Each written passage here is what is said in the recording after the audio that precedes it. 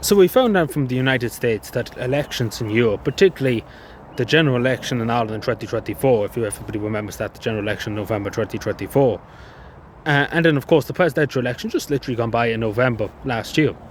Now, and the US House Committee pretty much has said, and of course including the French election, the Dutch election, and a few other, Slovenia, I think too, in Romania, that there was interference from the big tech companies, particularly to censor posts that didn't suit the government's narrative, etc. in Ireland's case.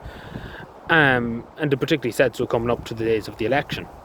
Now, I don't think that's very democratic and stuff, and particularly in a democratic country, people are entitled to their views. If people disagree with your candidate or disagree with the process, they're entitled to do that. People are entitled to question stuff and share their views online. I know the NGOs, the governments and stuff don't like that. They hate people extorting their right to freedom of speech, etc. They despise that, particularly Irish people. They hate Irish people giving their opinion.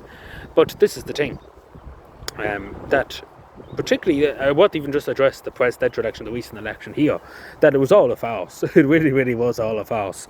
Because, first of all, majority of people didn't vote. First of all, majority of people stayed at home and didn't bother to go out and vote. The other half voted for Jim Gavin. The other half, like myself, went out and spoiled their vote. 70,000 or so people went out and spoiled their vote. Then the other few thousand went and voted for Jim Gavin. And it was basically just a biggest joke you could come across, that election. But long story short, we could see with the Spoil Your Vote campaign that it was probably being censored coming up to the election. There would have been far more probably spoiled votes than people voting for Heather Humphreys or Catherine Connolly, because it probably was censored coming up. Because I remember seeing it too, that posts were, you could see noticeably across social media that the posts were being censored a good bit too, particularly the terms that you spoil your vote, etc. That was being censored, and of course they were pushing heavily. Like Catherine Connolly, they were pushing heavily Heather Humphreys. Because again, the Spoil Your Vote campaign and other things, I wasn't heavily involved in, but I encouraged people to do it. And I done it myself, because I wasn't happy with the establishment. I'm still not happy with the establishment, never will be happy with them. But, at the end of the day, that was people's choice. At the end of the day, that's people's choice. Years ago, I would have said to you, you should never spoil your vote and stuff. But nowadays, unfortunately, the state of the country, it's the only way to send a message, because you're not being listened to outside of the election. So you have to kind of beat them at their own game. Because they couldn't really ignore 200,000 people spoiling the vote. But this is the thing. And then even the general election stuff too, it said about they were blocking independents and independent parties from having their seeing posts on social media, etc. And that's worrying. It is worrying for democracy, because everybody should have their opinion, regardless if I agree with you or not. That's democracy. It's up to the people to decide. That's the whole idea of democracy. That it's up to you to decide. It's up to you. It's not up to me to tell you what to do and how to do it and when to do it. It's up to you to make up your own decision who you're going to vote for, who you're going to do this, what person's the best person to run the country, etc. That's the whole meaning of democracy. That's the whole meaning of freedom. That's the whole meaning of everything in life, pretty much. That it's your own choice. It's your own view on what you want to do and what you want to vote for and what you believe in above all else. And who you put your trust in, because that's the most important thing. Who you put your trust in, who you put the trust in the country, or your county, or whatever, maybe the president in this case too.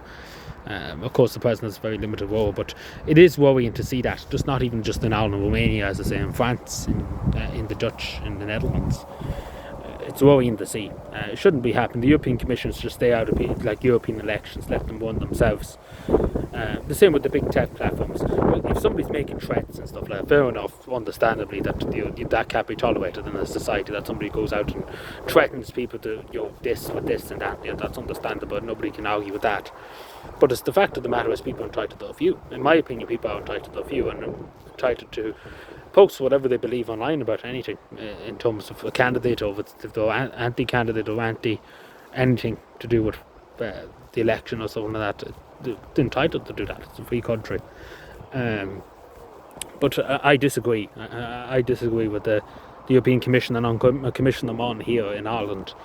And the Irish government too, because above all else, the Irish government could have said, no, we won't send the wrong people, we won't do it. But let's be fair, they don't care. They simply couldn't care less about the Irish people. They couldn't care less. They trampled on the Irish people if they got away with it. They are doing it as we speak. They're robbing the country blind.